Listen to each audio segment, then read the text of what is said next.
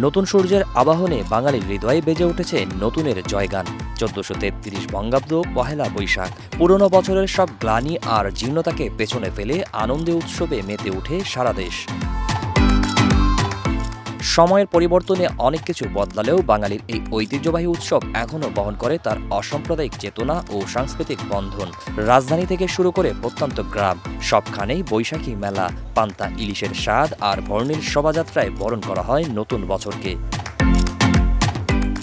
ভোরের আলো ফোটার সঙ্গে সঙ্গে পয়লা বৈশাখের অন্যতম প্রধান আকর্ষণ রমনার বটমূলে শুরু হয় সাংস্কৃতিক আয়োজন। ছায়ানটের পরিবেশনায় গান ও আবৃত্তির মাধ্যমে বরণ করা হয় নতুন বছরকে। সুরের মূর্ছনায় মুখর হয়ে ওঠে পুরো এলাকা, আর এতে অংশ নেন নানা শ্রেণী পেশার মানুষ। অন্যদিকে ঢাকা বিশ্ববিদ্যালয়ের চারুকলা অনুষদ থেকে এবারের শোভাযাত্রায় ছিল বর্ণিল ও প্রতীকী মোটিভ। মোরগ, বেহালা, পায়রা, হাতি এবং ঘোড়া ও লোকজ প্রতীকে সাজানো এসব মোটিভ বৈশাখের ঐতিহ্য ও সংস্কৃতিকে তুলে ধরে। শোভাযাত্রায় অংশ নেন হাজারো শিক্ষার্থী ও সাধারণ মানুষ রঙিন মুখোশ ও সাজে। এদিকে ঘুরতে আসা মানুষ জানায়, এবারও রমনার বটমূলে এলাম, প্রোগ্রাম দেখলাম, এখন একটু মঙ্গল শোভাযাত্রা সেটা একটু দেখবো। আজকে বাংলা বছরের পহেলা বৈশাখের শুভেচ্ছা। একটু জোর বলতে হবে।